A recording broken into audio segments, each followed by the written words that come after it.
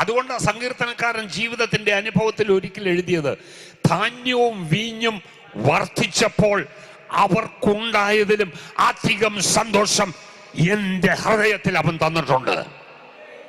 എന്റെ വീട്ടിൽ ധാന്യമില്ല, എന്റെ വീട്ടിൽ വീഞ്ഞില്ല, പക്ഷെ ചുറ്റുമുള്ള വീടുകളിൽ അതിൻ്റെ നിറവെല്ലാം ഉണ്ട്. അവര് സന്തോഷിക്കുമ്പോൾ ഞാൻ കരയുകയല്ല, ഞാൻ ദുഃഖിക്കുകയല്ല, ഞാൻ നിരാശപ്പെടുകയില്ല. അവരെ കഴിഞ്ഞും സന്തോഷം ധാന്യവും വീഞ്ഞും ഇല്ലാത്ത എൻ്റെ വീട്ടിൻ്റെ അകത്ത് എനിക്കുണ്ട്. ഈ സന്തോഷം ആരാ തരുന്നത്? ഈ സന്തോഷം തരുന്നത് കർത്താവ്. ഹല്ലേലൂയ. എന്തെങ്കിലും കിട്ടിയിട്ട് സന്തോഷിക്കാനല്ല, അത് ദൈവിക സന്തോഷമല്ല. എനിക്കില്ല. എൻ്റെ ശരീരത്തിൽ എന്തുണ്ട്? രോഗമുണ്ട്,